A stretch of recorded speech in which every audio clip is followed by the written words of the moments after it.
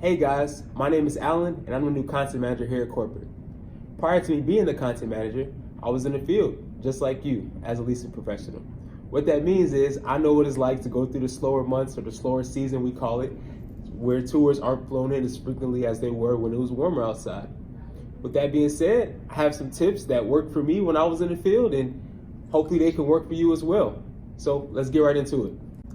So the first tip is details, details, and more details.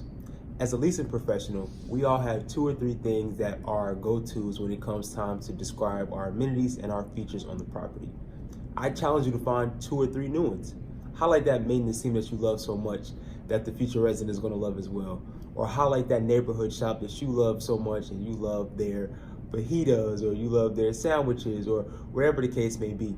Expand out and find different features that can add a little bit more life to your tour.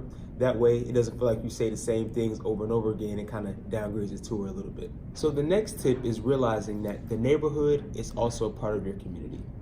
By that I mean it's important to highlight different areas in the community that a future resident could benefit from, whether that be a local store, a local restaurant, local transportation areas, local fitness centers.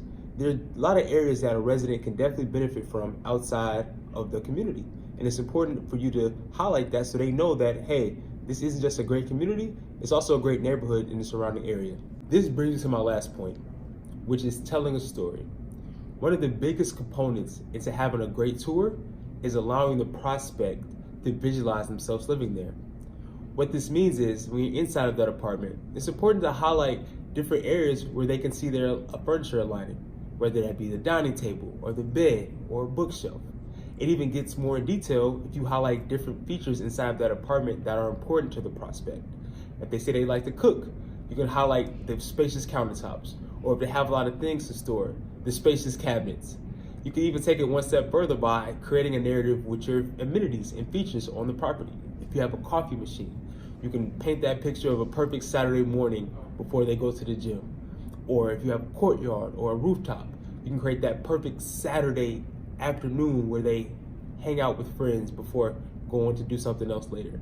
It's important to put that resident inside of your community and inside of the apartment so that they know that, like, hey, this is the place for me even before I sign that application.